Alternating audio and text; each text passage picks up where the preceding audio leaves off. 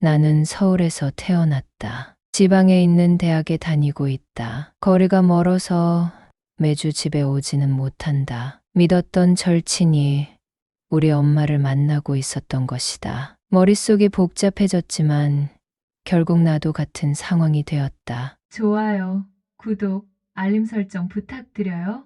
우리 집은 2층 집이다. 1층은 세를 줬고 2층에서 생활하고 있다. 부모님, 나, 여동생, 이렇게 옛 식구가 살고 있었는데 내가 중학교 때 아버지가 돌아가셨다. 엄마는 한동안 아무 일도 못 하셨다. 아버지가 남긴 보험금이 조금 있다고 들었는데 그 돈은 우리가 결혼할 때 쓴다며 묻어두고 있었다. 엄마는 전세로 준 집을 월세로 바꿨다. 우리 집은 지하철 2개 라인이 다니는 역세권 근처에 위치하고 있다. 집이 오래됐지만 엄마가 도배해 장판을 주기적으로 새로 해줬다. 매달 꼬박꼬박 월세를 받으니 살림에 도움이 된다고 했다. 엄마는 집 근처 반찬 가게에서 아르바이트를 했다. 시장 초입에 있는 가게였는데 아침에 출근해서 새로 만든 반찬을 소분해서 일회용 그릇에 담고 계산하는 일이었다. 그리고 그곳에서 점심을 먹고 퇴근했다. 나는 엄마의 어려운 사정을 고려하여 지방 국립대학에 지원했다. 그리고 학교 기숙사 생활을 하게 되었다. 학교가 멀다 보니 매주 집에 올라오기는 힘들었다. 그리고 버스 비용도 부담이 되었다. 우리 집 1층에 사는 사람은 내 베스트 프렌드인 도윤이다. 도윤이는 중학교 때 짝이 된 이후로 줄곧 같은 학교에 다녔다. 고등학교 때도 같은 독서실에 다니면서 공부를 했다. 도윤이는 엄마와 단둘이 살고 있다. 도윤이 아빠는 외국에서 일을 하신다. 친구는 원래 잘 살았는데 도윤이 아빠가 집을 담보로 무리하게 주식을 한 것이 탈이 났다. 엄마도 도윤이 엄마와 한 동네에 살다 보니 서로의 집에 왕래하며 언니, 동생하며 잘 지냈다. 안 그래도 아버지가 돌아가시고 생계가 막막한 상태인데 1층에 사는 사람을 내보내고 월세로 바꾸고 싶다는 생각을 하고 있는 찰나 도윤이네 엄마도 이사를 해야 할 상황이 되어 우리 집에 이사 와서 월세를 내고 살게 되었다. 도윤이 엄마는 근처 호프집 주방에서 아르바이트를 하고 있다. 나는 기숙사 생활에 어느 정도 적응했다. 고속버스로 2시간 거리의 학교를 다니다 보니 매주 집에 오는 게 부담이 되었다. 엄마는 매주 오기를 원했지만 기숙사에서 쉬는 게 더 좋았다. 엄마는 내가 오는 날에는 맛있는 음식을 차려줬다. 내가 좋아하는 고등어구이, 계란찜, 물김치를 보니 역시 집에 오길 잘했다는 생각이 들었다. 엄마는 매일 메시지를 보내 아들, 언제 올 거야? 공부는 재밌어. 엄마 얼굴 보고 싶지 하며 확인했고 지방에 사는 다른 친구들과 편하게 시간을 보내고 싶은 생각이 간절했지만 혼자 되신 엄마를 생각해서 한 달에 2번은 꼭 집에 갔다. 엄마는 내가 학교 식당밥을 먹거나 끼니를 대충 때우는 게 마음이 아프다고 한다. 엄마를 생각해서 버스터미널에서 엄마가 좋아하는 유명 제과점 빵을 샀다. 집에 가서 서프라이즈 해줄 생각이었는데 웬일인지 엄마가 집에 없었다. 어제만 해도 엄마와 통화를 했고 집에 갈 테니 맛있는 밥 해달라고 얘기했는데 엄마가 집에 안 계시니 의아했다. 밖에 나와 담배를 피우고 있는데 도윤이가 나왔다. 여러분은 써리모의 영상을 재미있게 듣고 계십니다. 왔어. 엄마가 오늘 아침에 급하게 너희 외할머니 댁에 가셨어. 외할아버지가 위독하시대. 기차 시간 때문에 너한테 연락 못 한다고 급히 가셨어. 도윤이를 통해 엄마 소식을 듣고 엄마한테 전화를 했다. 우리 아들 집에 왔어. 외할아버지가 폐렴이 와서 입원하셨어. 어르신들은 폐렴이 오면 큰일 나거든. 엄마는 며칠간 못 갈 것 같아. 그러니 밥 잘 챙겨 먹고 기숙사로 가. 나는 도윤이와 집에서 라면이나 끓여 먹자고 했다. 도윤이는 학교 생활이 재밌다고 했다. 보건 전문대학이라 3년간 공부하고 실습하고 자격증 따서 대학병원에 취업하는 게 목표라고 했다. 나도 대학 졸업 후 서울에서 자리 잡고 싶다는 가벼운 얘기를 하며 시간을 보냈다. 농사 짓는 외할아버지가 농산물을 택배로 보내주면 도윤이네 집과 나눠 먹고 했다.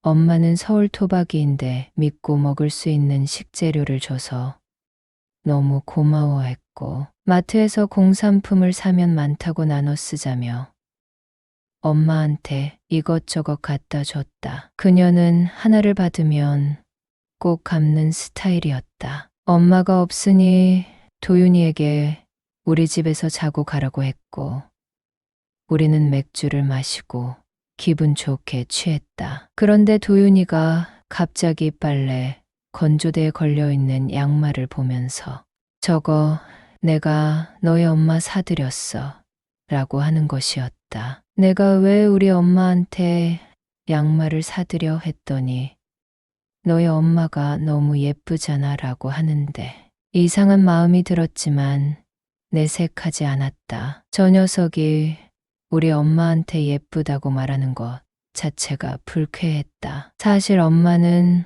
어린 나이에 나를 낳았고 아이를 낳은 아줌마치고 꽤 날씬하고 예쁜 편이다. 엄마가 하도 예뻐서 꽉 잡았다는 아빠의 농담을 자주 들었는데 친구 녀석에게 그런 말을 들으니 느낌이 좋지 않았다. 그 주말은 엄마를 못 보고 기숙사에 돌아갔다. 평범한 일상을 보내다가 중간고사를 마치고 집에 갔다. 그날은 엄마 생신이라 서프라이즈 해줄 생각으로 말도 안 하고 꽃다발과 치즈케이크를 사들고 집에 갔다. 도어락 비밀번호를 누르고 거실에 들어섰는데 도윤이의 운동화가 보였다. 엄마 저 왔어요.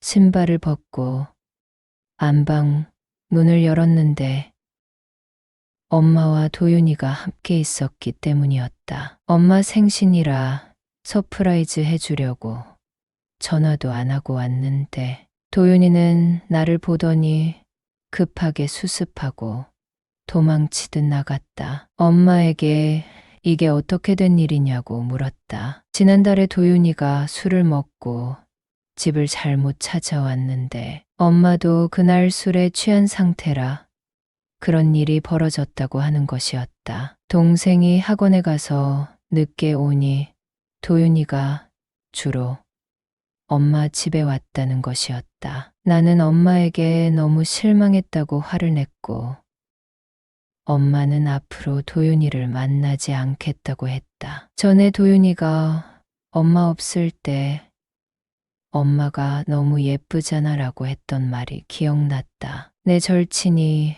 우리 엄마와 그런 사이라는 게 너무 화가 나 집에서 나왔다. 마침 집 앞에서 도윤이 엄마를 마주쳤다. 나는 도윤이 엄마에게 인사를 했고 아줌마는 오랜만이네. 한 집에 살면서도 마주치기 어렵네. 학교 생활은 어때?